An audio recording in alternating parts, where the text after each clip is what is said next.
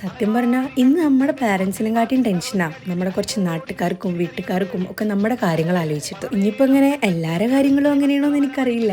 എന്നാലും എനിക്കറിയണേ കുറച്ചധികം ആൾക്കാരുടെ കാര്യം ഇങ്ങനെയൊക്കെ തന്നെ കേട്ടാ. നമ്മളിടുന്ന ഡ്രസ്സിനെ പറ്റിയിട്ടും നമ്മൾ പോണ കോളേജിനെ പറ്റിയിട്ടും എന്തിനധികം നമ്മളെ കഴിക്കുന്ന ഭക്ഷണത്തിനെ കുറിച്ച് വരെ സംസാരിക്കുന്നുണ്ട്. ഇതൊക്കെ ഇട്ട് കിട്ടിയൊരുങ്ങിച്ചോളെ എങ്ങിട്ടാണ് ഈ പോണത്? കോളേജിൽ പോയാലും അവിടെ പഠിപ്പുണ്ടാ, എന്നും പ്രോഗ്രാം അല്ലേ. അങ്ങനെ അങ്ങനെ വന്ന് 100 കൂട്ടം സംശയങ്ങളായിരിക്കും. ഇൻ കേസ് ഏതെങ്കിലും ഒരു ഫംഗ്ഷന് വെച്ചിട്ട് നമ്മൾ നേരിട്ട് കാണേ അല്ലെങ്കിൽ സംസാരിക്കേണ്ട ഒരു സിറ്റുവേഷൻ വന്നു കഴിഞ്ഞാൽ നമ്മളിങ്ങനെ വല്ലാതെ അങ്ങ് അപ്രിഷിയേറ്റ് ചെയ്യും. നിന്റെ വീഡിയോസ് ഞാൻ കാണാറുണ്ട്, നിന്റെ കോളേജ് അടിപൊളിയാ, നിന്റെ ഡാൻസ്, നിന്റെ പാട്ട്, എൻ്റെ പൊന്നെ ഒന്നും കേൾക്കണ്ട. ഇനി എൻ്റെ എക്സ്പീരിയൻസ് ചെയ്യുന്നൊരു കാര്യം പറയാം. ഈ അപ്രിസിയേഷനൊക്കെ പ്യുവറാന്ന് വിചാരിച്ചിട്ട് ഞാൻ അവരായിട്ട് അടിപൊളി നിന്നിരുന്ന ഒരു സമയമുണ്ട്. പക്ഷേ ഇതൊക്കെ അട്ടർ ആക്ടിക്കും 18ന്റെ പണി പിന്നാമ്പുറത്ത് കൂടെ വരുന്നതാന്നുള്ളത് മനസ്സിലാക്കാൻ കുറച്ചധികം സമയമെടുത്തു. സോ നമ്മളിഷ്ടത്തിന് നമ്മൾ നടക്കുക ഗൈസ്. മേ ബി അവർക്ക് ഇതൊക്കെ കിട്ടാത്തതിൻ്റെ ചെറിയൊരു ബുദ്ധിമുട്ടായിരിക്കും അവർ നമ്മളോട് തീർക്കണത്.